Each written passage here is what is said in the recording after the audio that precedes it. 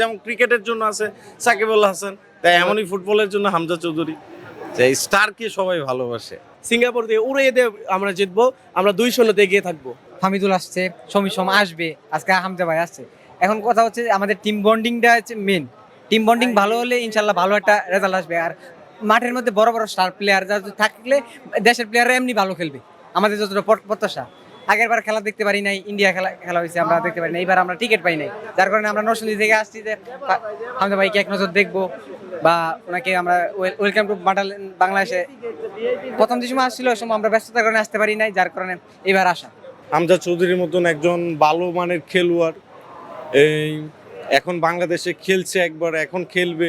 তা আমরা আশা করি সে মাঠে থাকলে মাঠে অন্যরকম থাকে, খেলার দর্শক থাকে অনেক, ফুটবলের জনপ্রিয়তা আবার বাড়তেছে অনেক, প্রত্যাশা অনেক খুব ভালো। আমরা নরসিংদী মুনুরদী থানা থেকে আসছি। একটা জিনিস দেখেন, ফুটবল খেলার কতটা জনপ্রিয় হলে আমরা টিকিট পাচ্ছি না, টিকিট পাই নাই। সেই টিকিট না পাওয়ার কারণে হামজাকে আমরা ভালোবাসি দেখা আমরা এয়ারপোর্টে চলে আসছি সকাল 7টার দিকে। আমরা 2 ঘন্টা যাবত অপেক্ষা করতেছি এই বৃষ্টির মধ্যে। আমরা কতটা ভালোবাসি তাকে এবং ফুটবলকে। আমরা দেশকে ভালোবাসি, আমরা দলকে ভালোবাসি, আমরা চাই আমাদের দেশ দল সবার উপরে থাকুক, আমরা সব সময় চাই।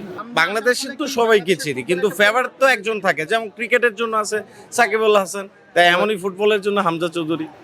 এই স্টারকে সবাই ভালোবাসে।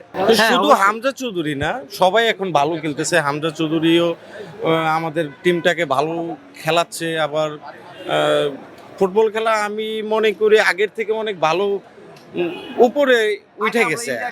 সিঙ্গাপুর দিয়ে উড়িয়ে দিয়ে আমরা জিতবো, আমরা 2-0 এগিয়ে থাকবো অবশ্যই। আপনি এই আশাবাদ রাখি ইনশাআল্লাহ। বর্তমান স্টেডিয়ামটা দেখেন, আগের স্টেডিয়ামটা দেখেন।